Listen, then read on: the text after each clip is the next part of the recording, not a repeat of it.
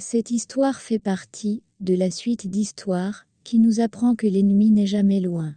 Que la trahison, elle, ne vient jamais de l'extérieur, elle est pensée, coordonnée et établie à nos pieds. Elle prend sa source à nos côtés. Si son avis avait été requis, jamais Naomi n'aurait souhaité passer par là. Naomi et Cynthia ne se prenaient pas seulement pour des amies, du moins pour l'une. Elles étaient comme des sœurs. Elles s'étaient rencontrées sur les bancs du primaire et tout de suite, les atomes crochus aidant, leur relation est née, grandie puis bonifiée au fil du temps. Bien sûr, toujours pour l'une. Les parents se connaissaient entre eux. Elles pouvaient passer la nuit, l'une chez l'autre, sans objection des parents. Naomi était née de parents très aisés, mais dans sa tête, elle avait une mentalité de quartier sarde. Cynthia, elle, était née d'une famille pauvre, où manger plusieurs fois par jour frôlait le luxe insolent. Et dans la tête de Cynthia, elle rêvait de cette vie de bourgeoise. Petite déjà, en tant qu'amie à vie, Naomi puisait les vivres, ou des repas tout prêts, pour faire les ravitailleuses chez Cynthia. Et d'un autre côté Naomi aimait manger les repas rares de la maman de Cynthia. Elle trouvait que cela avait beaucoup de goût. Elle se changeait aussi de vêtements, pendant que Cynthia trouvait que les vêtements de Naomi étaient très élégants et luxueux. Pour Naomi, ceux de Cynthia avaient trop de style. Elles avançaient leur petit bout de chemin ensemble. Puis, vinrent les années lycée, puis universitaires.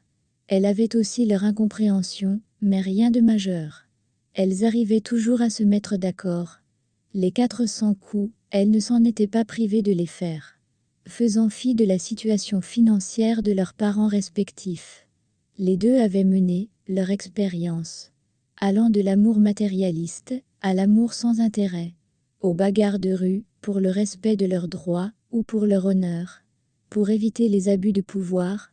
Les deux avaient une mentalité de jungle dans les veines, nonobstant leur appartenance sociale. Puis vint l'âge adulte, l'âge de raison et des responsabilités, la période où les comportements de la rue devaient être laissés à la rue, le moment aussi où les écarts se font plus criards et que les réalités rattrapent. Naomi, très vite avec le support de ses parents, elle trouva rapidement un poste dans une grande et bonne entreprise. Cynthia, elle n'eut pas beaucoup de chance. Resta un bon bout au chômage.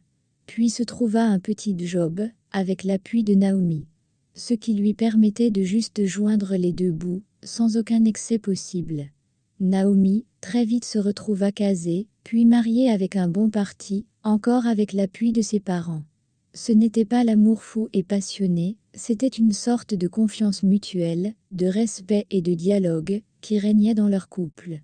Pour leur épanouissement le samedi, Cédric et Naomi s'organisaient des soirées entre amis, chacun de son côté. Naomi passait ses samedis avec Cynthia, elle faisait des programmes qui pouvait aller du cinéma au restaurant, en passant par les petites fêtes arrosées entre copines. Elle s'amusait plutôt bien. Parfois, elle faisait des rencontres. Cynthia aussi voulait être en couple. Et elle aspirait à quelqu'un de riche, de beau, si possible, une nette copie de Cédric. Quand elles étaient ensemble, Cynthia ne cachait pas son admiration envers le mari de Naomi. Elle lui trouvait toutes les qualités du monde. Des fois, ils s'organisaient des dîners ensemble, où il pouvait arriver que Cédric et Cynthia soient en contact, pour une raison et pour une autre. Puis un soir, alors que Cédric et Naomi dînaient tranquillement après une dure journée de travail, Cédric lui demanda subitement, quittant du coq à l'âne. « Dis-moi Naomi, tu es sûre que Cynthia est vraiment une amie sincère et fiable ?» Tout de suite, Naomi répondit sur la défensive. « Oui bien sûr. Pourquoi ne le serait-elle pas ?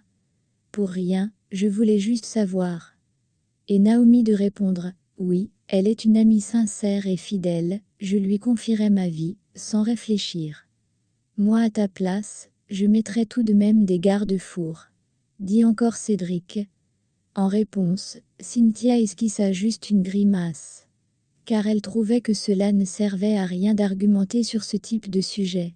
Cynthia était sa CP, et rien ni personne ne pouvait changer cela. Sauf qu'un mois après, Les choses commencèrent à se corser entre Cédric et Naomi au sujet de Cynthia. Il ne donnait aucune explication crédible. Il voulait juste qu'elles arrêtent de se fréquenter.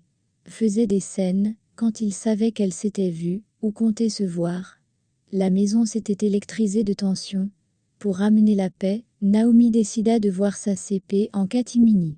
Mais bizarrement, à chaque fois qu'elles se voyaient, Cédric semblait être au courant et lui reprochait son comportement et leur proximité. Avec le temps, Cédric devint le sujet de leur discussion. Chaque fois qu'elles arrivaient à se voir, pendant que Naomi listait les choses qu'elle lui reprochait, Cynthia elle cherchait toujours à envenimer les choses. Cynthia avait un studio pas très moderne, dans lequel elle vivait. Puis, elle a emménagé dans quelque chose de plus grand et de luxueux, prétextant une promotion. Naomi était vraiment très contente pour elle.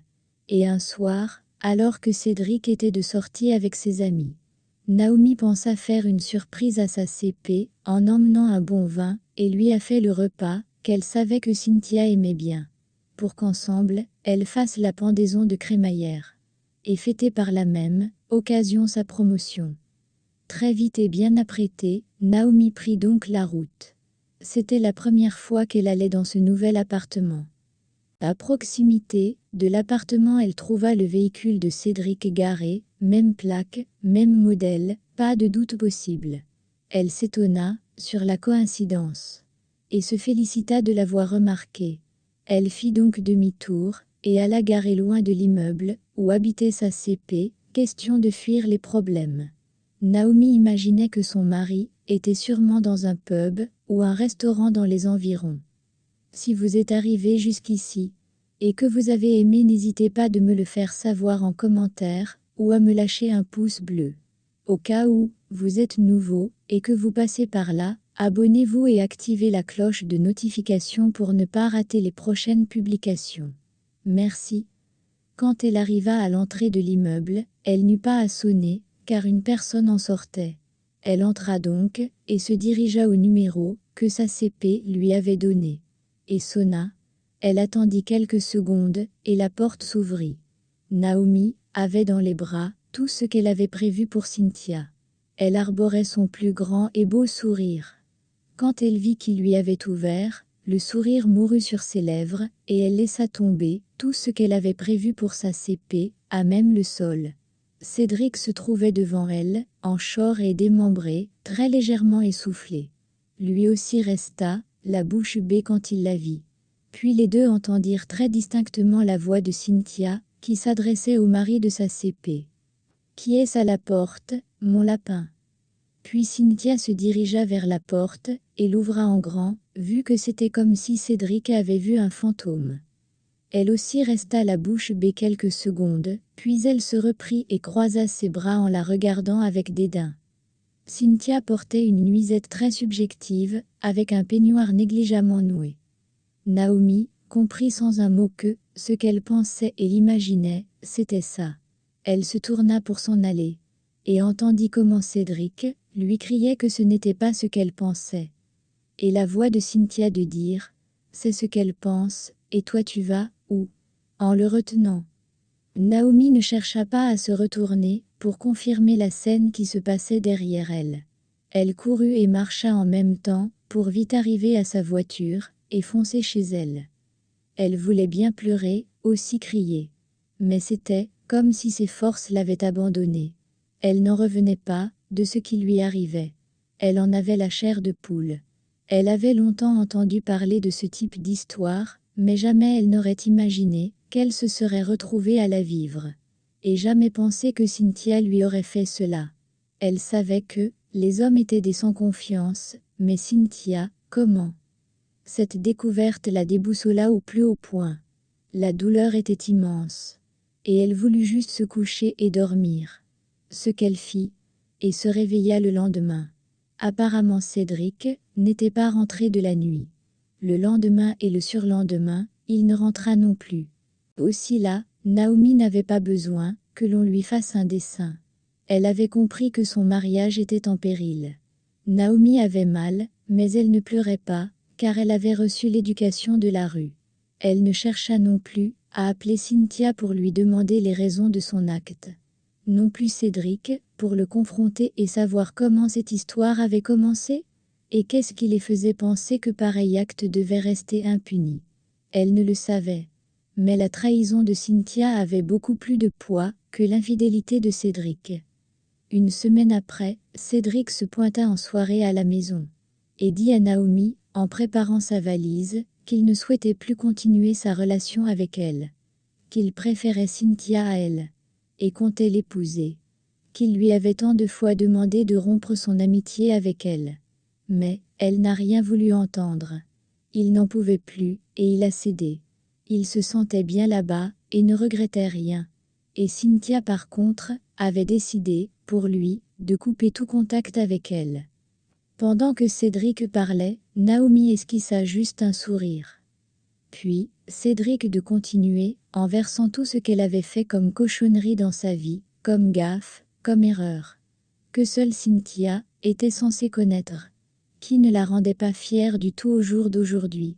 Il alla jusqu'à lui rapporter les propos péjoratifs que Naomi tenait encore sur lui et leur mariage, la semaine d'avant.